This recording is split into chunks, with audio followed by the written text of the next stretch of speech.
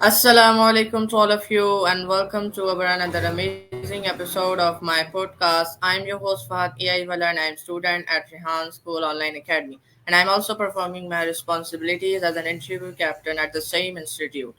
So today I am thrilled to introduce Mrs. Zan Ray and Mr. Tom Collins, who came here and who is my today's guest on my podcast. So, Mrs. Zan Ray is a seasoned business mentor, investor, and strategic advisor who specializes in helping entrepreneurs build scalable and saleable businesses. And Mr. Collins is also uh, his profession is also same as Mrs. Zan Ray. He also help entrepreneurs build scalable and saleable businesses. And with her deep expertise in business growth and crafting effective exit strategies, she has guided countless companies to success. Not only does Zandri bring a wealth of knowledge from her own entrepreneurial journey, but she is also passionate about empowering business and owners to achieve their ultimate vision. So, today we'll explore her story, insights on entrepreneurs, and what it takes to create a business that thrives. So, let's welcome Mrs. Zanray and Mr. Tom Collins to our podcast. So, hello, Mrs. Zanray and Mr. Tom. How are you? And welcome to the show. We were excellent this morning and We're doing great. excited and happy to be on your Thank podcast. you. Thank you so much. Thank you so much as well to coming to this show. Okay, so do you want to add something in your introduction? I think that you explained it really, really well.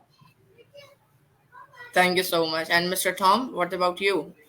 You did an excellent job. You did an excellent Thank you job. so much. And Mr. Tom is also a mechanical engineer. And so it will be amazing because it happens first time with me that two persons came to this show and with the same time. So I'm super excited for this. But we have been noted to be on the cutting edge. And we're also noted as the hashtag power couple. Wow, it is super amazing. Okay, so what inspired you to focus on helping entrepreneurs build scalable and saleable businesses? Why you chose this type of career? Well, our passion has always been, and mine has always been to help others. And I am a hairdresser of over 50 years. And so my passion has always been to help my clients see themselves better than when I found them. And so with that kind of passion, and Tom has the same kind of passion, we we we realize that there are a lot of companies that are in the phase in their life where they built their business and now they want to sell it, but they don't know if they can. They don't really see the large picture, the possibilities, and so it excites me and Tom both that we get to help them to um, value their business and then possibly purchase their business from them so that they can find their freedom for their next chapter in their life or start a new business or retire or whatever. Yeah. We also find that many companies, particularly the what's called the baby boomers, in other words, the ones that were born in the late 40s, and now it's time for them to retire or more specifically do something different in their life than continuing to work in their business 8 to 5 and go home and rinse and repeat, which means do the same thing over and over every day. So finding their freedom number, and more definitely, that's the number that they can get for their company should they decide to sell it, and then they can open up another chapter of their life. They can be with their grandchildren, they can travel, they can do another business, just take another road.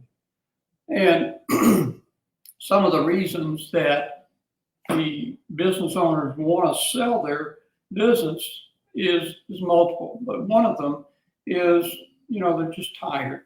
They want to reap the benefits of all their efforts, and maybe they don't have a child that wants to step in and continue to run the business.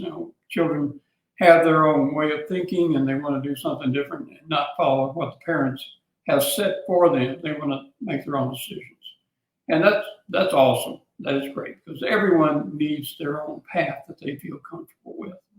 So where we can go and value that business, because most of the people that want to sell their business don't know really how much an investor or a purchaser of that business would be willing to spend to acquire that business. So we do that, we value the business, and then if that number is not acceptable to them for their value for the sale of their business, then we can also go in and help them build that business. We collaborate with them. We become a partner with them with a small equity investment from the company, and we build that business because we have an interest in seeing that business succeed. And then we build it to the point where they can sell it, and then they release it, and then we run the business. We do not operate the business. We have someone that is very effective in operating the business, and we are the owners. Wow, it was super amazing. Your passion and your profession both are amazing to help others, and means as a human, as a humanity, because humanity is also to help others, to help other human beings. It is such amazing thing that you both are doing, and you both are really amazing. So you both are co-authors of Scared to Raise Your Prices. So can you give an overview of this, and when you did this and all the things? Yes, we taught at many hair shows, and we've had many private clients um, of hairdressers and barbers, anyone under the beauty umbrella, we like to say, in the beauty industry. And one of the common things that we found was people are afraid to raise their prices. They're afraid that they will lose all their clients, or they'll lose a lot of their clients. They'll lose their revenue if they go up on their prices. And so during COVID, when we had some time, Tom and I, we had the idea for the book, and we sat down and we wrote it, and we made it in a way that it was instructional. It was easy to read. The formulas are really easy to apply, and you can like keep it in your backpack or in your purse with you wherever you go, to be able to grab it and look and see the information that you might need. And one of those features of this particular book is that it's not specifically channeled to the hair or beauty industry, because the concepts in there can be applied to any business. Mm-hmm. So we wanted to make it general enough, but also direct it to the beauty industry, because we were using it in our classes and referring to it, and people were getting amazing results from it. Mm-hmm. Okay, it is super amazing, fantastic. So can you walk us through your approach to evaluating potential business investments? Can you repeat that question? Yeah, repeat the question, please. Okay. So I was asking, can you walk us through your approach to evaluating potential business investments? Okay. Did you say Evaluating potential evaluating businesses? potentials? Yeah. Okay. Okay. We have criteria for which we evaluate a business, whether it is saleable and whether it is within our vertical market. Now, we have several vertical markets that we look at, and each one of those vertical markets, we look at anywhere from from $3 to $5 million, that's US dollars, for annual revenue, and a range of 15 to 20% profit per year. The business has got to be in business, functioning and growing for at least 5 years.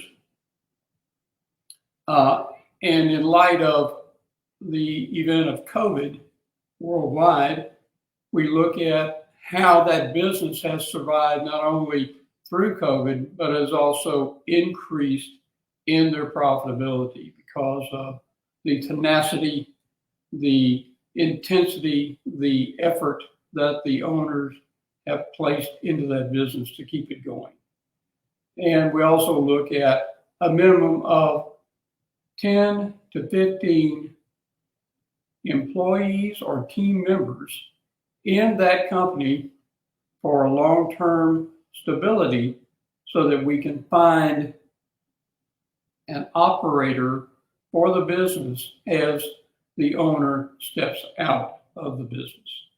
So those are our criteria, and the vertical markets that we look into are automotive repair, heating and ventilating and air conditioning services, plumbing services, and hair products, hair manufacturers, hair distributors.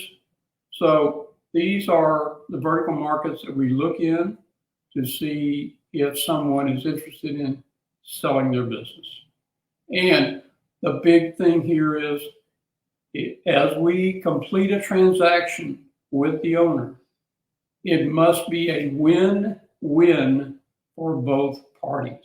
A win for us and a win for them so that we can help them reach their financial goals.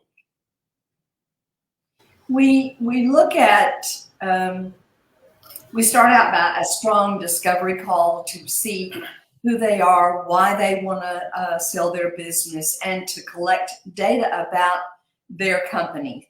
And we have a formula that we can use to evaluate this business, because sometimes business owners have a really big number in mind that they want to sell their company for, and it might not match what their numbers show. And so we're able to take their information and plug it into this system of valuation, and to be able to come out of it and say, this is what the standard shows that your company could possibly be worth. And if they don't match up, let's say someone wanted $5 million for their business and it's only worth $750,000. This is all US dollars. Then we have to go, okay, let's, here's what the valuation is, and here's what we can do. We can work toward getting a number that is suitable for you, that is acceptable for you and for us. Then that's where we also would come in and coach or consult them to maybe change some things to enhance their business and to grow it to a closer offering for their company that we have valued their business at. And what we also find is that when a business owner wants to sell, and we ask them, well, how much do you want for your business? You know, they're dealing with the emotional aspects of being connected to a business that they have grown from ground zero, perhaps, all the way to the successful business that they have currently. However, an investor is going to evaluate and value the business based on history, not on potential, because investors that are really successful, they don't deal on potential. And so the historical information, their profit and loss sheets, their balance sheets, their cash flow sheets, those are all factors that we consider, and we put, like Zan says, we have a formula that we put those into, and essentially it's a spreadsheet.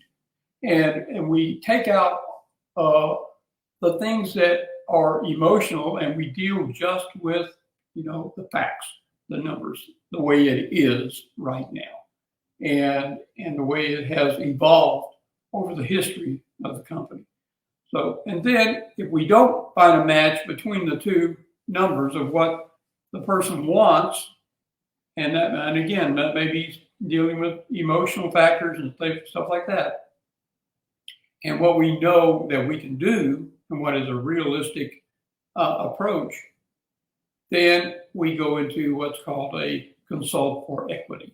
And that's what Zan is saying. We consult with them and help them build their business by increasing their revenue, by cutting their cost, by customer service. Yes.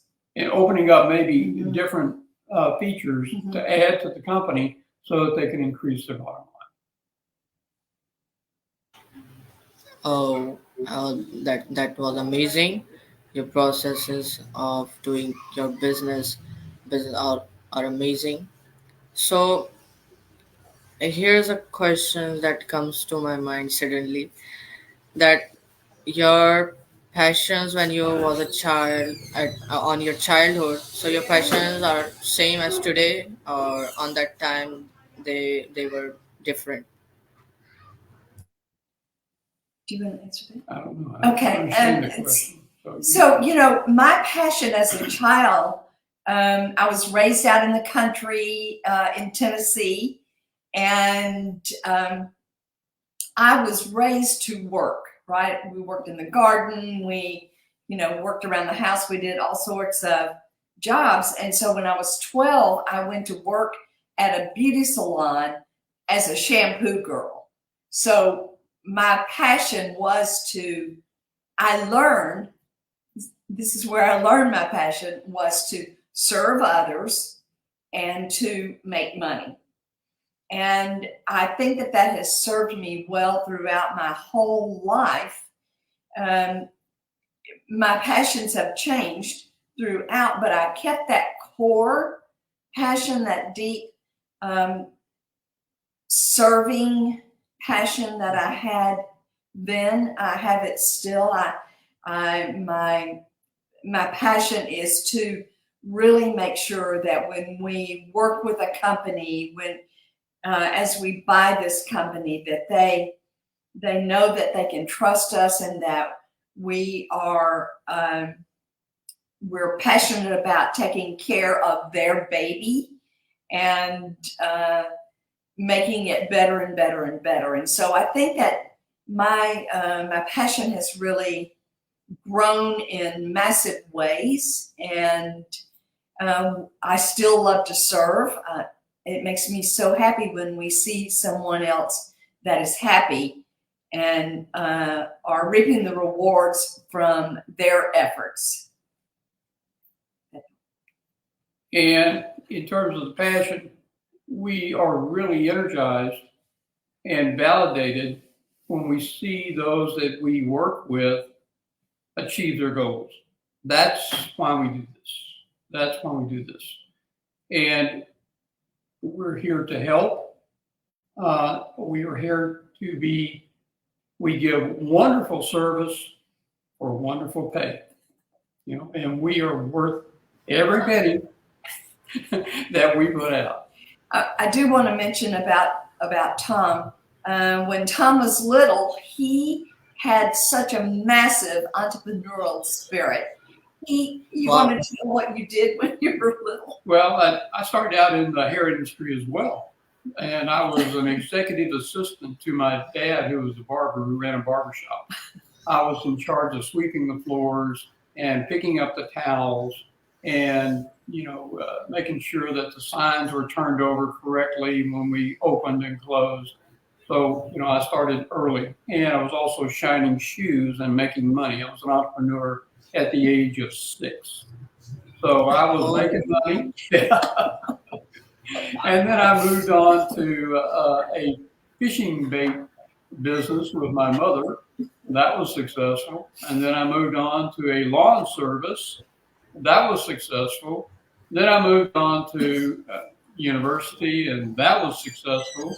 And I've run my own engineering company, and that was successful. So, small successes build to big successes. So, but I've always had a passion of teaching and leading people better than I found them. wow, I'm super impressed from you both of you. You have a lots of experiences.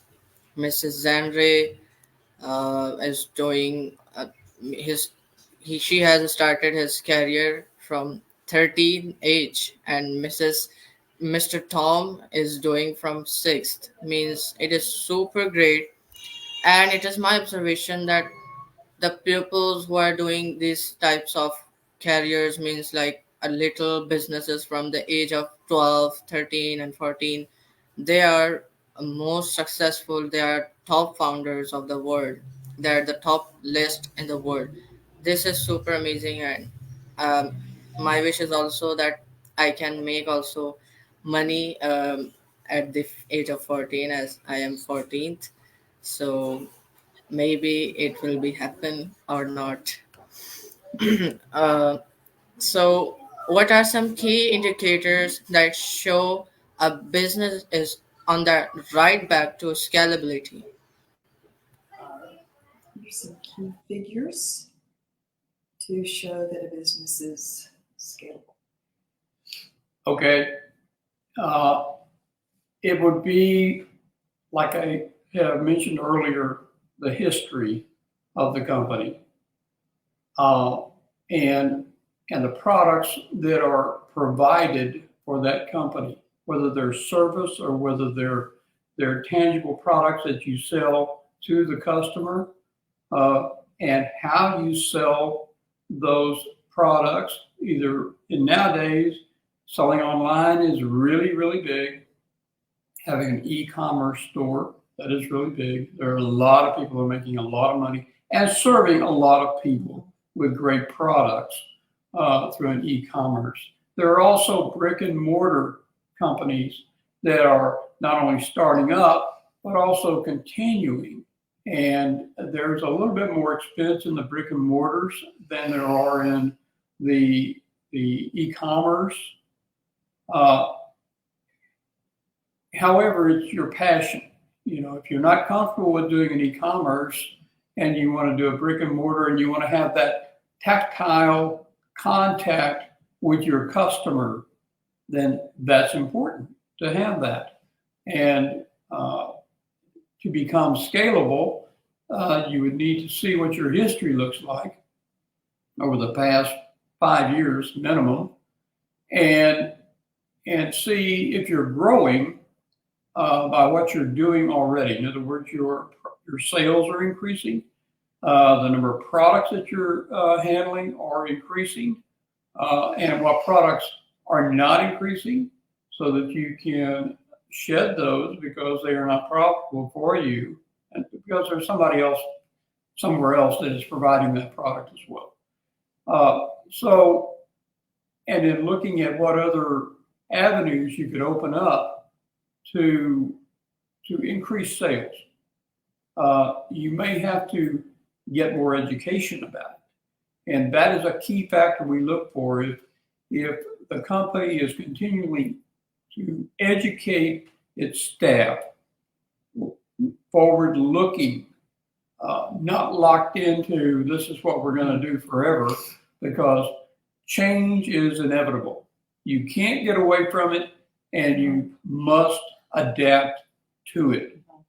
Uh, so those are the things to look at to see if that company is scalable. Another thing is you may need investment funds in order to scale your business. You must be very, very careful about acquiring those funds, only the necessary funds. And that must be well defined as to how you're going to distribute that money within the company to generate the income. So those are factors that we look at to see if a company is scalable. And we do look at that when we look at investing or acquiring a company, because we don't want to buy it just for it to stay the same. We want to increase the value of the company and then down the road sell it or amalgamate it, in other words, merge it with other companies like it and sell it for even more. That's business, you know. So that's how we look at scaling a business. Okay, that was amazing. Your all the processes that you are explaining, that are these all are super amazing. And I didn't I didn't saw any couple that who are managing their businesses with collaboration, and I am just watching a couple first time who are managing their businesses and with collaboration. This is super amazing, and you are a big inspiration for the whole world and for the viewers who are watching us. So, um, as AI have came to the world, and AI is just making all the works, all the professions very easy. All the works it have made super easier. So, what is the role of AI in your work, in your profession, and how much it made your works easy? You would do that with You, me. you can answer it. Okay. We both are like, hey, we're AI savvy. That's right, we are. We use ChatGPT a lot, which is an AI service. We use a marketing company, uh, uh, Go Expand Now, and it uses AI a lot. It takes the routine task off of us. It also helps us to innovate our marketing, and we use it in that way. Now, we are not experts in AI, but we are smart enough to know that we know what we do best, and then we outsource the rest. So we find somebody that is really good at what we need, and we bring them onto our team. Okay, it is amazing. So, here's a question that are mostly that is mostly asked questions by many pupils, that AI is destroying pupils' mind. AI is destroying uh, the pupils' thinking, that pupils are just dependent on the AI, on the artificial intelligence, as they are using artificial intelligence in their works. So, what is your opinion about this? Is it true? Is AI is destroying pupils' thinking or not? Well, I think, of course, I don't know in depth so much about AI, but on this surface thought of what I think about it is, I think it is like a personal assistant or like a virtual assistant, and that I think it's important for nowadays, because it helps us to get more information that we need quickly. We're not having to sit around and research and research and research and research. Right. Right. We don't have to Google everything. Right. Um, and then look at all the opinions of Google. Right. And so AI helps us to get to the answer quicker and clearer.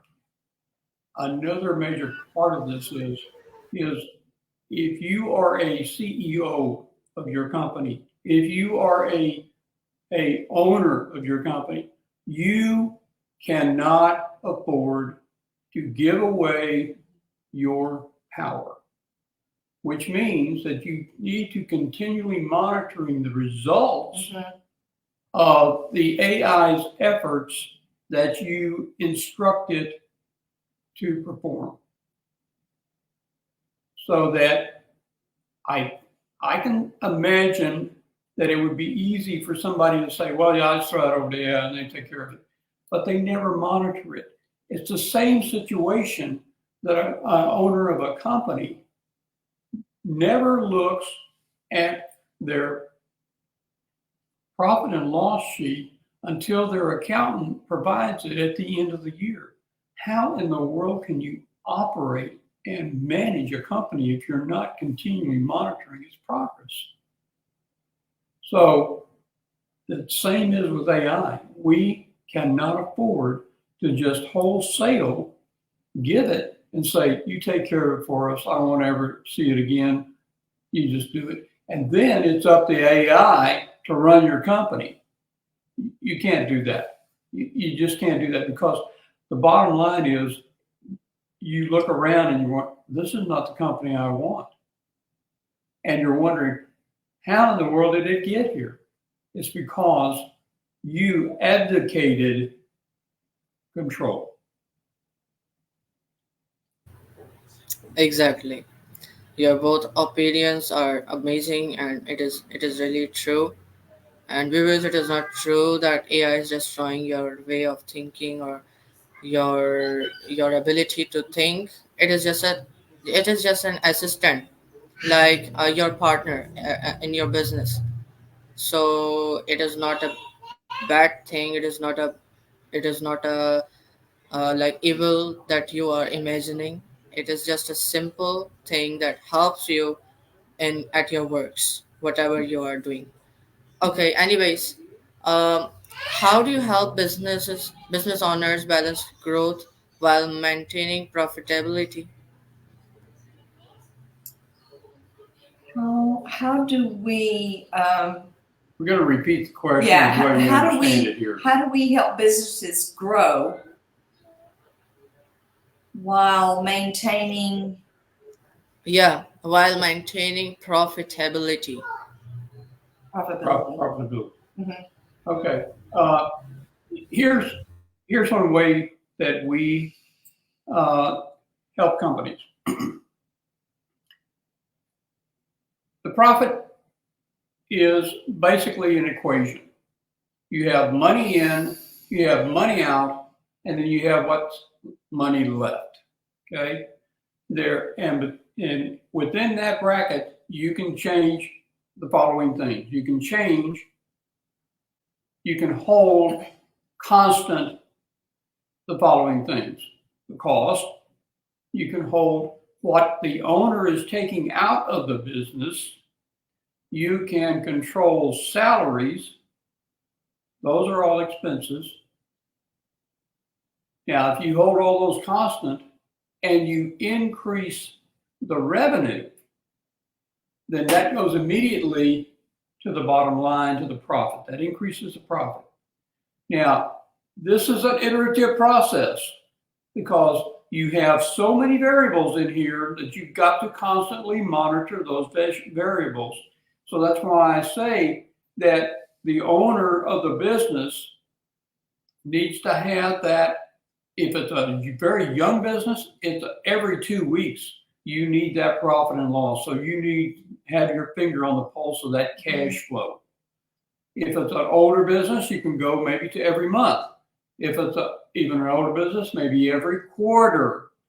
However, I would highly recommend that it be done every month, because that way you know how you're stepping through to get to the end of the year for the tax season. So if you hold the cost and how much is being taken out by the owner constant, then the first thing is to increase revenue coming in. You can do that by increasing the number of customers, holding the price constant. You can increase the price per service, per product, understanding there may be some attrition, but down the line, probably a month, maybe two, maybe a quarter, you see an increase in sales because the new people that are coming in are paying the higher price. So that's going to increase your profit. The next step is if you hold the sales the way they are, you can increase profit by decreasing the cost. And every time that you decrease the cost and you hold everything else constant, then you increase the profit. Okay, so that's what I'm saying. There are so many pieces in this equation, and it's not as simple as money in, money out, profit. That is simple, but the money in has so many pieces to it that you can change, and the money out has so many pieces that you can change to increase or decrease the profit. So it's a matter of looking at all the pieces and it's like an equation. You have so many variables. It's not X plus Y equals Z. X has X1, X2, X3, X4, X5. Y has 1, 2, 3, 4, 5, 6, 7. And then Z, it remains Z. Exactly. You did an amazing and you explained an amazing way with example of mathematics variables like y, x, y, and z. It was really amazing. So, can you share a challenging investment decision and what you learned from it? Yes, yeah, I can. We have had several out of the country opportunities that we thought were going to be really, really great. The possibility in our mind was really great until we got to the numbers. One early on was like, it was just the perfect thing, but there was no revenue for a considerable amount of time when we finally got into our discovery call from them. And so that kind of took the wind out of our sails because we were so excited about what we knew we could do to grow this company as we would purchase it. And it was such an outstanding product. It still is. I anticipate that they still have this product. Mm-hmm. And then the other, and so we had to let that go. And it was hard for us because we're so, our hearts want to help people so much, right? And we have to be guarded about yes, that because we can fall into what's called crappy little deals, which, it's not worth the effort that you're putting into it. And then the other one was out of the country as well. And it was an amazing opportunity. But there again, the numbers didn't line up with our criteria. And we stand strong with that criteria because it is the foundation of how we look at companies. So one of those was, like Zan was saying, the owner wanted $5 million for it, and it was like when we asked the owner said, "Oh well, I think it's about worth $5 million." Well, when we hear something like that, it's like, okay, I'm pulling that out of the air because I don't have anything to support that. So that's why we looked at the numbers, and it came up. It was like $765,000 instead of $5 million. Well, that was kind of an eye opener or a downer, I will say, for the owner. So we couldn't come to an agreement on that, so we had to let that one go. And we had another one in which we had a really good rapport with the owners, and they were in a town here in Texas. By the way, we're in Houston, Texas. So we were talking with an owner in another town, and they had an idea in their mind about what it was, and we had an idea. However, looking at the numbers, there was not a profit. So this is the biggest key is this is where numbers always come into place. And Tom always says this, numbers don't lie. 1 and 1 is always 2. And so if the numbers don't add up, and no matter how you manipulate them, if they don't add up, then it's not going to be a win-win. And Yeah. so we have to really, really search hard and look deep into a company to be able to see if they're really a possibility for us. And that profit needs to be really within our guidelines because we're going to take money out as the owner. Exactly. So we're going to pay for our efforts of being the owner and enhancing the company. The second part of that is if you need to do any kind of contractual financing, in other words, paying the owner on a regular basis for their part of it until they're paid out, then there has to be money for that. And then money for other financing. And then the bottom line here is if you've got to replace somebody like an owner with an operator, then you need to pay them. So that's got to be put in there. Yeah. And then you got to have money left over for operating the company. You cannot strip the company of its operating cash. That is not good. Exactly. When the both minds are understandable, when the both parties on both sides there are means the same thing, the same mindsets and the same numbers. So then any deal will happen. Anyways, it just cancelled all the things. Okay, so according to your experiences means you have an amazing experiences in your in both fields. So what are 5 success tips that you would like to give to the viewers? Okay. All right. You look like you're ready to go. I'm ready. Okay. Number one, if you're running a business, whether it's a startup business or whether it's a business that's been in business for a while, make sure you keep your numbers. You keep your numbers. Let me be more specific about that. That means you keep track of your revenue, you keep track of your expenses, and you keep track of how much you're taking out of the company, and you keep track of how much profit is remaining. It doesn't have to be much profit, but it's got to be enough to operate the company. And you got to know the operational costs are your cost, paying your people. You got to do that first. You've got to pay your people whether you take out as much as you need to or not. They've got to be paid because they are your resources. They are your most valuable resources because they are in contact with the client who is paying for the product. Okay, so that's one tip. Keep track of your accounting. And if you don't have anything except a spreadsheet, an Excel spreadsheet, a Google spreadsheet, put it together and keep it up. Okay, if you have an accountant, make sure you stay close to your accountant. If you have a CPA, of which everyone needs one, at least here in the United States, they can keep you out of trouble. They can keep you out of trouble.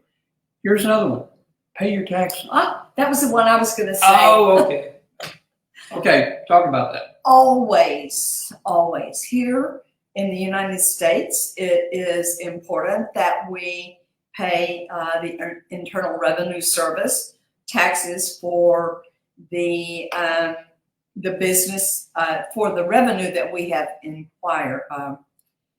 And it's also, so there's that tax that we must pay. And the other is employee tax, our taxes that we withhold from the employees so that we can then pay that in.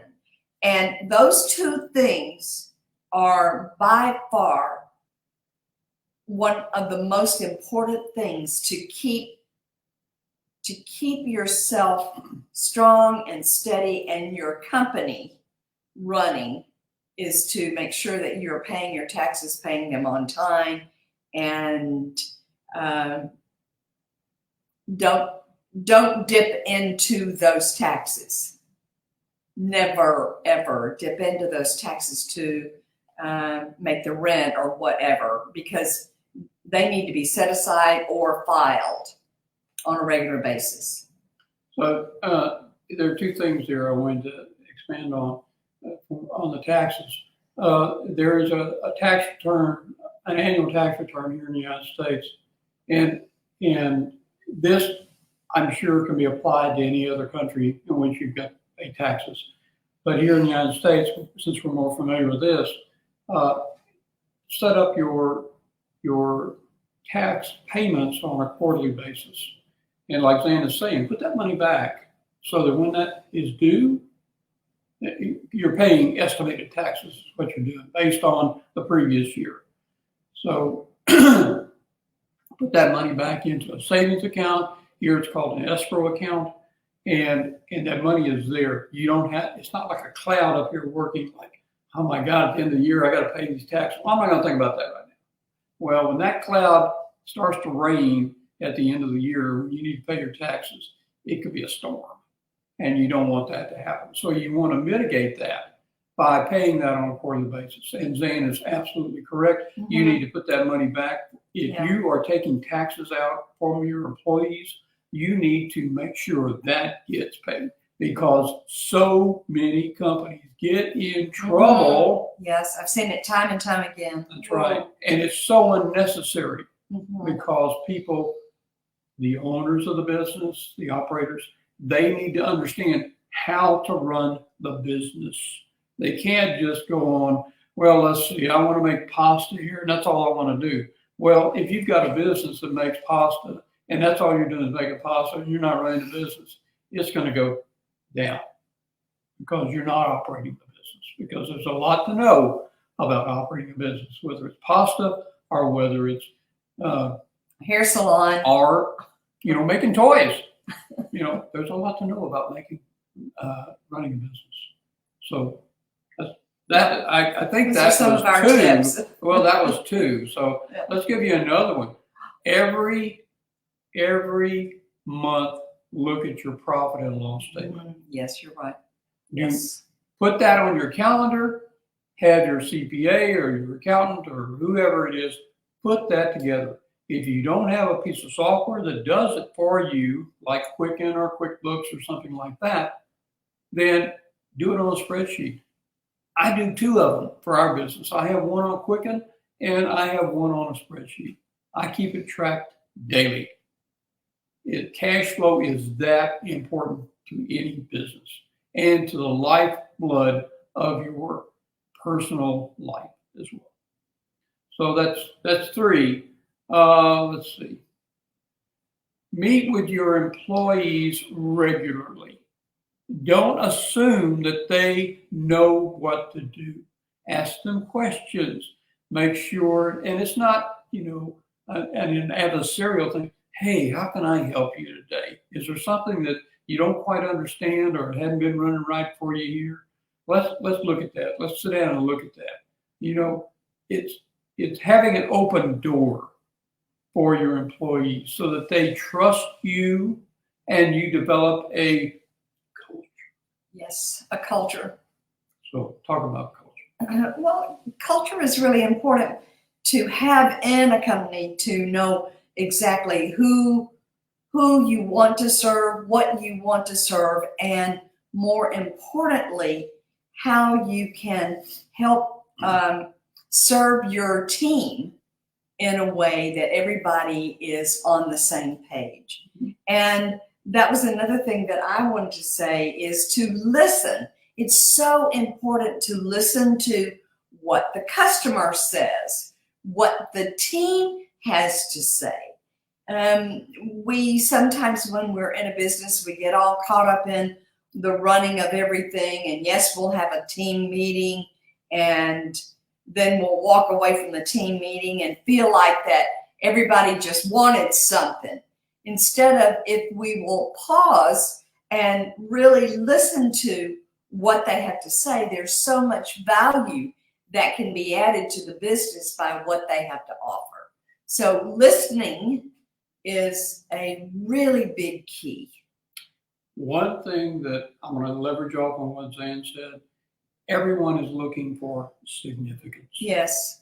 They want to be heard. Mm-hmm. They want to be valued. Yes. Instead of just being a cog in the machine. Okay. So by listening, by listening to them and really taking note, just take some notes. Hey, why are you doing? Well, because I want to remember what you told me. Okay. And one of the other things. Yes, repeating back what.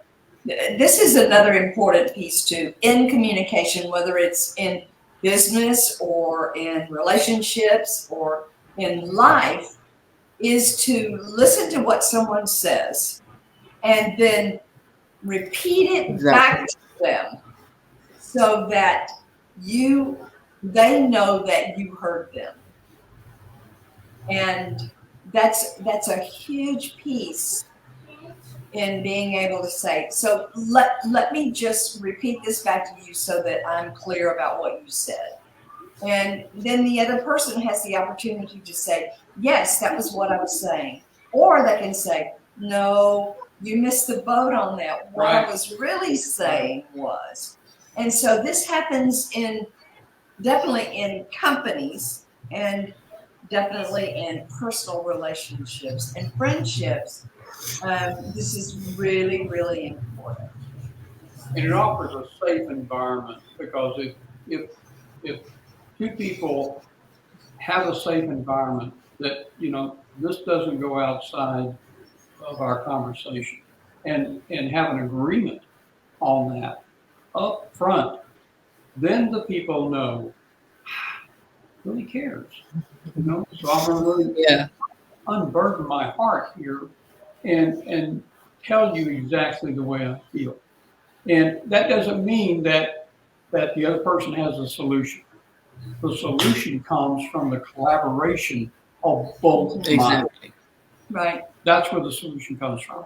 And that solution is there, or at least the attempted solution is there, to beta test it and then come back and talk about it again.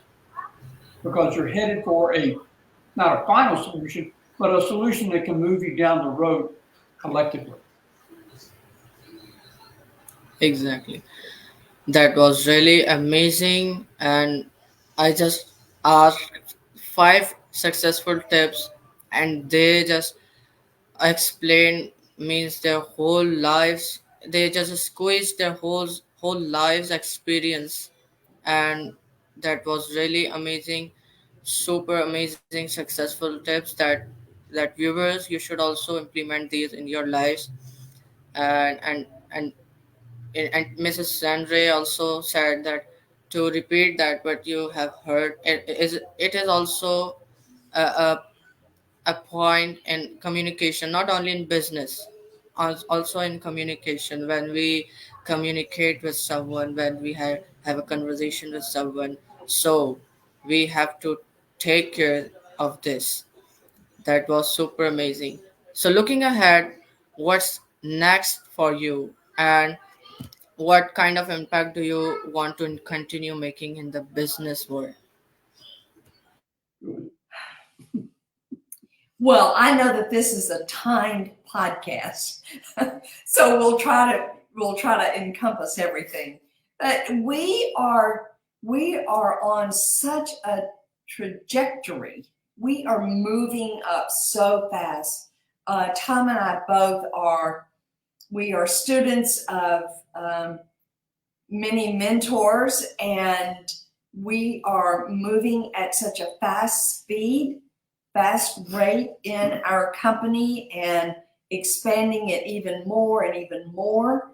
And I believe that I read on your social media that you were looking to be a millionaire in your life. Is that right? Okay, Yeah. good.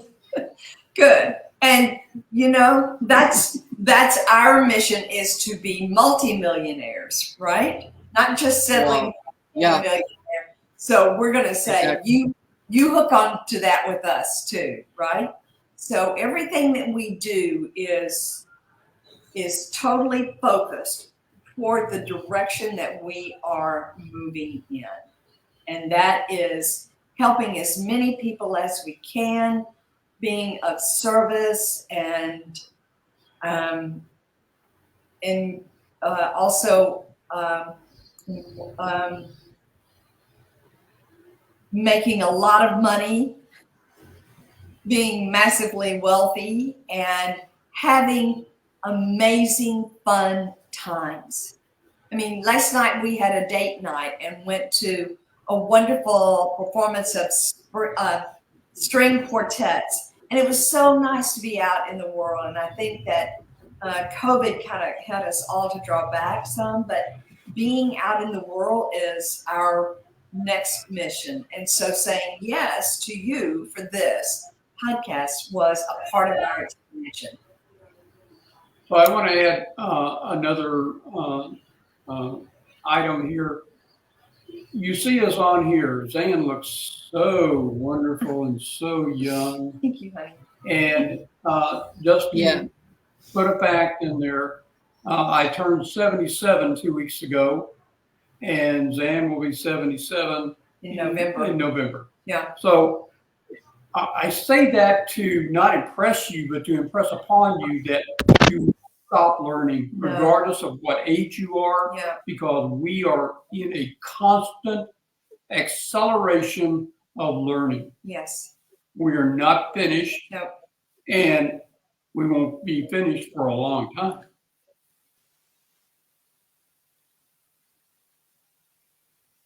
You're on mute.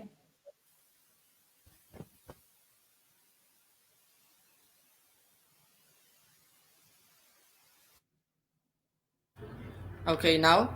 Yeah, you're better now.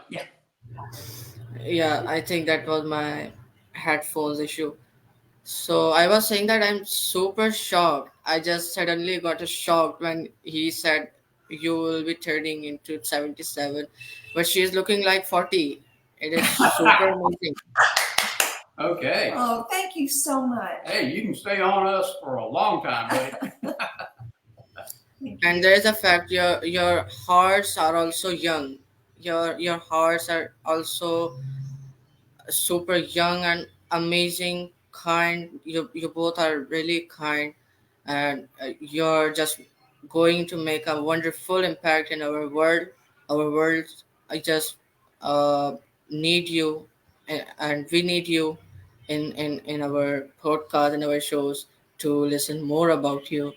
So thank you so much, Mr. Tom and Mrs. Zan Ray, for coming to this show. You have made it even more lively.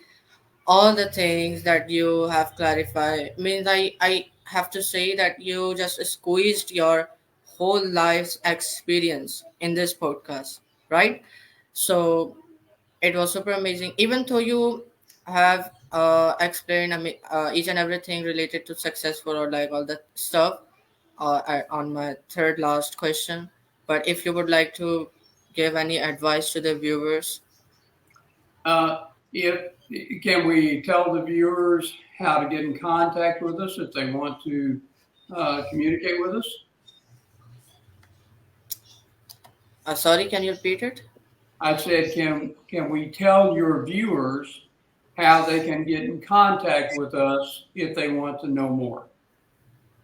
Yeah, exactly, absolutely. If someone want to connect with you, so they can connect, and any advice, any useful advice that that will be helpful in their lives. Okay, so if you want to connect with us, there are two ways. You can go to our website, which is elevatingmybusiness.com, and you can connect through the email there with us, or you can go to zantom at elevatingmybusiness.com and send us an email. and we would greatly appreciate talking with you and learning more about you. We can also be connected with on social media, Zan Ray on Facebook, and Elevating My Business on Facebook, and on Instagram. And the thing that I want to leave is it's important to say yes. It's important to Yes. say yes. You see the moment, it is offered to you. Yes, we have to look to the left, to the right, and verify, but don't lag. Don't let time waste. Say yes. And the other is Exactly. don't wait. Don't wait for anything. Life's too short. Don't wait. Here's another one. No moment wasted. And the acronym for that is NOMOWA. No mo what? No moment wasted. Amazing. Amazing advice means we don't have to waste our time. And I listened to Mr. Bill Gates. He was also saying that we don't have to miss opportunities. Means our lives is too short. We don't have to means to miss opportunities. It is very bad. And he was saying that it is also a secret of his life to become as he became a successful. It is he was telling that it is also a secret of his success, and means it is super amazing and great. Thank you so much, Mr. Tom and Mrs. Zenray, for coming to this show again. I can't express my gratitude to both of you, and it was super amazing. Sometime Mrs. Zen Ray saying something, answering something. Sometime Mr. Tom saying something, and clarifying and elaborating on the points. So, viewers, thank you so much as well for watching us. I hope you enjoyed a lot and learned too much from both of them. So, meet you soon with another amazing podcast with another amazing guest. And it was my lengthiest or biggest podcast ever that I have conducted. Means it is 1 hour past, and I didn't realize. I was just, getting the knowledge. Then I just was focusing on getting the knowledge, not on the time. So I just didn't realize. And thank you so much. Meet you soon with another amazing podcast with another amazing guest. Till then, stay peace and take care of yourself. Bye bye. Allah Hafiz. Amen. Bye-bye.